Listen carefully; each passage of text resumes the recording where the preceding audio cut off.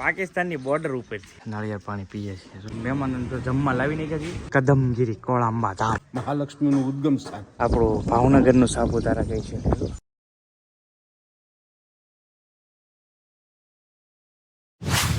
જય માતાજી, રામ રામ ભાઈ. નવા વિડીયોમાં સ્વાગત છે. તો અત્યારે સવારમાં આવી ગયા છીએ ગોપનાથ. કેમ આવ્યા ખબર તમને?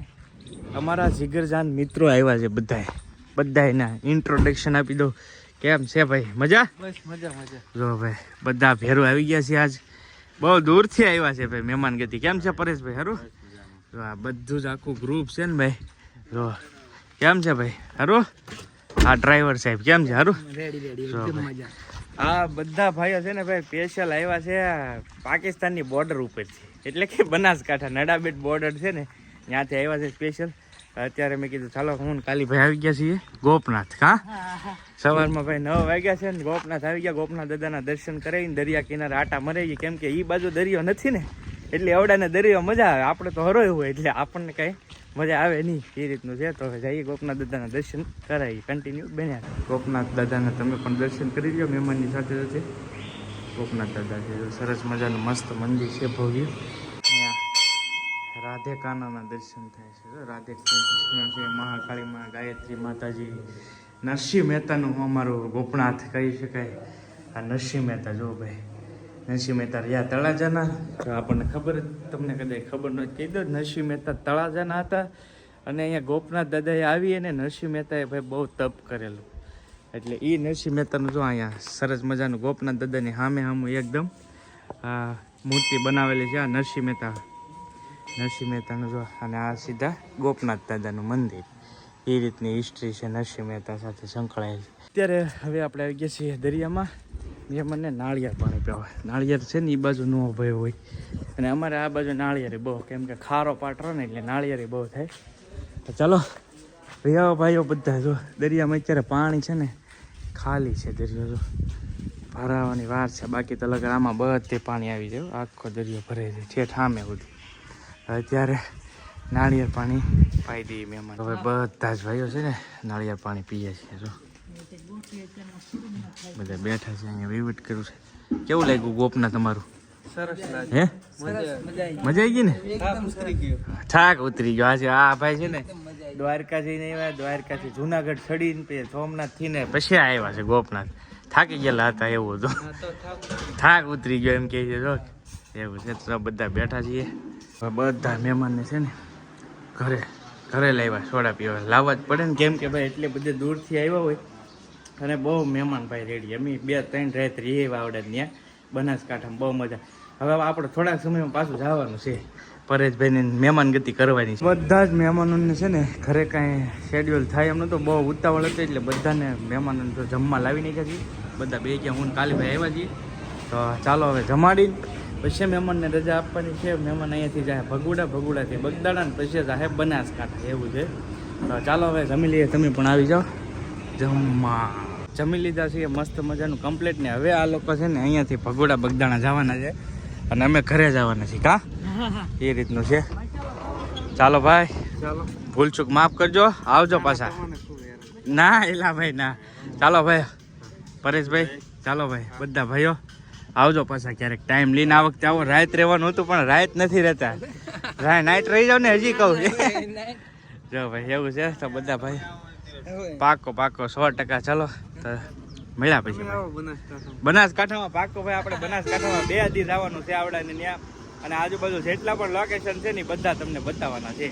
કેમ કે આ સ્પેશિયલ પાકિસ્તાનની બોર્ડર છે ને ત્યાંથી આવે છે, નજીક એવું છે. ચાલો ભાઈ, રામે રામ બધાને. મહેમાન તો જાય છે ઇકો લઈને કમ્પ્લીટ ને. અમારી એક્સિસ ગાડી સામે પડી છે જો. અને અમે અત્યારે હાલ ફિલહાલ છીએ બોરડા, અને મારે આવી ગયું છે કામ. અત્યારે આપણે હાલ ફિલહાલ આવ્યા છીએ કદમગીરી કોળાંબા ધામ. તો ચોમાસાની અંદર છે ને ભાઈ કદમગીરીનો વ્યૂઝ 1 નંબર આવે. કમળાઈ માતાજીનો જે ડુંગર છે ને એનો વિડીયો આપણે કૌશિક બાંભણીયા યુટ્યુબ ચેનલમાં નાખેલો છે. પણ આ મેં કીધું ચાલો ફેમિલીમાં આજ બનાવી નાખીએ. હા એકદમ મસ્ત ભાઈ. ચોમાસાની સીઝન ચાલી રહી છે અને એકદમ આ કમળાઈમાંનો ડુંગર એકદમ ખીલી ઉઠ્યો છે. એમાં કાંઈ ઘટે નહીં. જો ભાઈ પર્યટક હોય છે ઘણા બધા આવેલા. હવે ઉપર જઈને વાતાવરણ જુઓ ભાઈ, મસ્ત છે 1 નંબર. આવી ગયા છે કદમગીરી કોળાંબા ધામ. શક્તિપીઠ છે ભાઈ, કમળાઈ માતાજીના ડુંગર. જ્યાં હોલિકા છે ને કમળા ઉતાણીને દિવસે અહીંયા હોલિકા દહન થાય. બાકી આપણી ચેનલમાં છે જ ઓલરેડી, તો જોઈ લેજો. વ્યૂ જોવા તમે અલ્ટિમેટ, કાંઈ ઘટે નહીં. આ થોડુંક વેધર ખરાબ છે ને એને હિસાબે બરાબર વ્યૂઝ નથી આવતો, બાકી એક નંબર, કાંઈ ઘટે.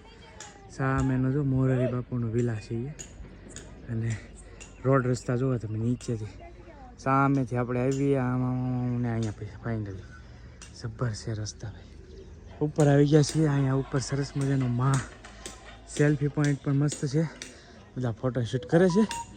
અને આ છે ને મંદિરનું કામ જો શરૂ છે. હવે થોડાક ટાઈમમાં છે ને મસ્ત મંદિર બની જાય માતાજીનું. માતાજીના દર્શન તમે કરી શકો છો. અહીંયા શરણ પાદુકા છે, એમના દર્શન કરો. ત્યાર પછી કમળાઈ માતાજીને, જોકે કમળા ઉતાસણીના દિવસે છે ને ભાઈ બહુ ટ્રાફિકના હિસાબે દર્શન ન થાય, પણ અત્યારે ટ્રાફિક ઓછી હોય ને દર્શન પણ મસ્ત થઈ જાય માતાજી.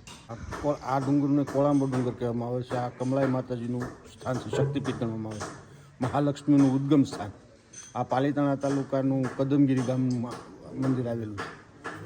અહીં અન્નક્ષેત્ર તથા ચા પાણીની વ્યવસ્થા સંપૂર્ણપણે હોય જ છે કાયમ. હા, નવરાત્રિ તેમજ અમારા ફાગણ સુદ 14 દિવસે કમલા ઉતાસણીનો મોટામાં મોટો તહેવાર ઉજવવામાં આવે છે. બરાબર. તો ભાઈ આ રીતે બાપુએ સરસ મજાનો માતાજીનો ઇતિહાસ કીધો, અને આપણને બધા જને ખબર છે કે ભાઈ કમળા ઉતાસણી દિવસે આ મોટા તહેવાર કેટલા બધા માણસો હોય. તમે વિડીયો જોયો હશે જે કમળા ઉતાસણીનો મેં બનાવેલો છે. તો આવું સરસ મજાનું લોકેશન. બાકી જો મંદિરનું કામ ભાઈ તડામર શરૂ છે. ઓલા પણ આરસનું બને છે, અને આ મંદિર પણ બની જ રહ્યું છે. સરસ મજાનો આ બાજુની પણ વ્યૂઝ. યાત્રીઓ ઘણા બધા આવે છે, પણ ભાઈ સાપુતારા જેવો ભાઈ આપણું ભાવનગરનું સાપુતારા કહી શકીએ. સરસ થોડુંક વેધર ખરાબ છે ને, બાકી તો એક નંબર વ્યૂ આવે ભાઈ. અને કેમેરો કેચઅપ ન કરીએ કે આ વસ્તુ છે ને તમારે નરી આંખે જોવું પડે તો આઈડિયા આવે કેટલું સરસ મજાનું સામે ડેમ છે, ડેમનું પાણી છે.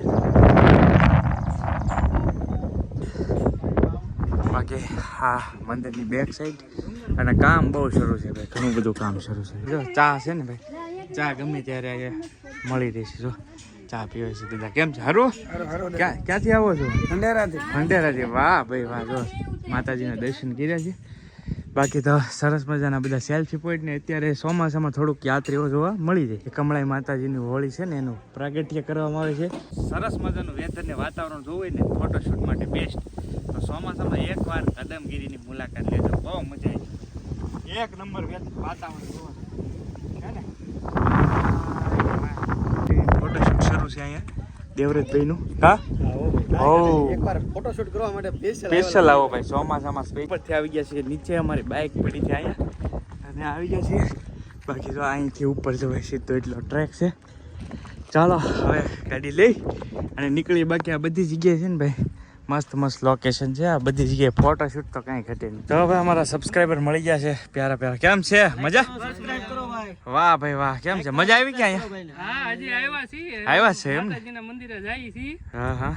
પછી જો ભાઈ મસ્ત અહીંથી બગદાણા જવાના છીએ. બરાબર, એવું છે ભાઈ. બગદાણા છે ને અહીંયાથી માત્ર 10-12 કિલોમીટર છે ને, એટલે બગદાણા આવતા હોય ને તો આ જગ્યાએ આવજો એકવાર, મજા આવશે. કદમગીરી બહુ મજા આવશે.